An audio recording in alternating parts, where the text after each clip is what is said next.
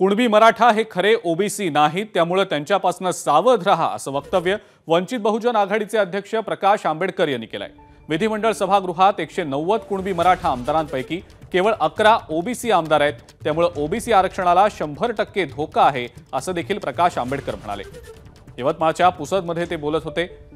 त्यावर मी आंबेडकरांना कधी उत्तर दिलं नाही आणि देणारही नाही अशी प्रतिक्रिया मनोज जरांगेंनी दिलेली आहे।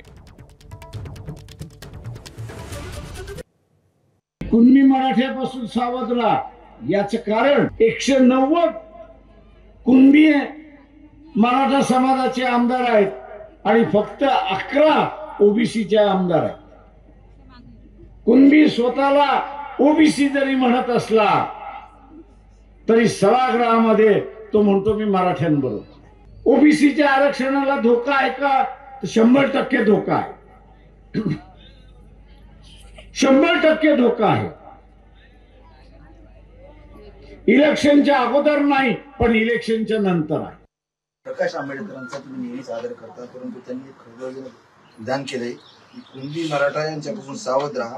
विधिमंडळ सभागृहात 190 कुणबी मराठा आमदार असून केवळ 11 ओबीसी आमदार आहेत, त्यामुळे ओबीसी आरक्षणाला 100% धोका आहे।